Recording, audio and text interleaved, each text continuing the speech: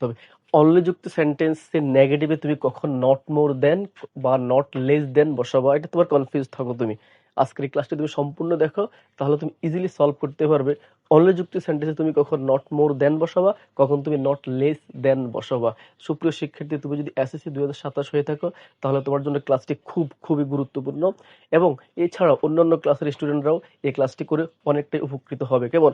চলো আজকে আমরা কথা বলবো অনলি যুক্ত সেন্টেন্সের আরো একটা নিয়ম নিয়ে। পূর্বে আমরা আরো দুটি ক্লাস অলরেডি করে ফেলেছি। তোমরা যারা এখনই ক্লাসগুলো দেখোনি, এখনই গিয়ে ইংলিশ উইথ রিফন ফেসবুক পেজ থেকে ক্লাসগুলো দেখে আসো, তাহলে এই ক্লাসটা তোমার জন্য খুবই ইজি হবে। দেখো, অ্যাফার্মেটিভ থেকে নেগেটিভের আরেকটা রুলস হচ্ছে অনলি। এখন অ্যাফার্মেটিভ সেন্টেন্সে যদি অনলি থাকে, সেই ক্ষেত্রে যখন তুমি নেগেটিভ করবা, নেগেটিভ যখন তুমি করবা, নেগেটিভ করার সময় এই যে অনলির পরিবর্তে তোমাকে নট মোর দেন অথবা নট লেস দেন তোমাকে বসাইতে হবে। অনলি যুক্ত সেন্টেন্সে অনলির পরিবর্তে তোমাকে হয় নট মোর দেন বসাইতে হবে অথবা নট লেস দেন বসাইতে হবে। দুইটা যে কোনো একটা বসাইলে তোমার অ্যান্সার সঠিক হবে। বাট তোমাকে বুঝতে হবে তুমি কখন তুমি এটা বসাবা, তোমাকে তো মিনিং তো বুঝতে হবে। কিভাবে তুমি বুঝবে এখানে নট মোর দেন বসবে? দেখো, শর্টকাট ওয়ে সুপার একটা মেথড, তুমি যদি এটা ফলো করতে পারো তাহলে তুমি ইজিলি সলভ করতে পারবে। দেখো, সুপার মেথডটা কি? সুপার মেথড হচ্ছে তুমি সেন্টেন্সের মধ্যে অনলি পেয়েছো, অনলির পরে তুমি দেখবা অনলির পরে যে ওয়ার্ডটা থাকবে সেটা কি কোনো বয়সকে ইন্ডিকেট করতেছে নাকি কোনো সংখ্যাকে ইন্ডিকেট করতেছে। কোনো এইজ বা নাম্বার যদি থাকে অনলির পরবর্তী যে শব্দটা সেটা, বা অনলি যদি ওগুলাকে ইন্ডিকেট করে, সেই ক্ষেত্রে তুমি এই যে অনলির পরিবর্তে তুমি নট মোর দেন অথবা নট লেস দেন বসাই দিবা। কেমন? দেখো, আমরা এক্সাম্পলটা দেখি, তাহলে তোমার জন্য আরো ইজি হয়ে যাবে।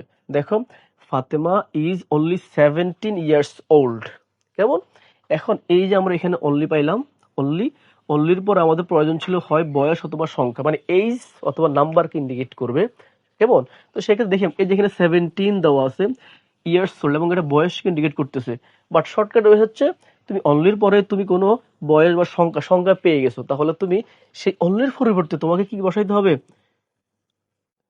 ফাতেমা ইজ, এই যে অনলি পাইলাম, এর পরিবর্তে তুমি বসাবা not more than 17 years old. শুধু এই জায়গাটা তুমি পরিবর্তন করবা, তোমার অ্যান্সার মুহূর্তের মধ্যে হয়ে যাবে। তাহলে কি পরিবর্তন করলাম? অনলির পরিবর্তে আমরা নট মোর দেন বসাইলাম। তুমি চাইলে এখানে নট লেস দেনও বসাইতে পারো। পরবর্তী এক্সাম্পলটা, ফাতেমা বট অনলি 2 বুকস। এখানেও অনলি আছে, অনলির পরে 2 দেওয়া আছে। আমরা বলেছিলাম বয়স বা সংখ্যা যেটাই থাকুক। তো সেক্ষেত্রে আমাদের উত্তরটা কি? উত্তর হচ্ছে ফাতেমা বোট, এই যে অনলি পাইলে অনলির পরিবর্তে বসাই দিবা, তুমি যেটাই বসাও, নট মোর দেন বা নট লেস দেন, যেটাই তুমি বসাও তোমার অ্যান্সার রাইট হবে। নট লেস দেন, বাকি অংশটা সেম থাকবে, 2 বুকস। তোমার উত্তর হয়ে গেছে। তাহলে তুমি কি মনে রাখবা?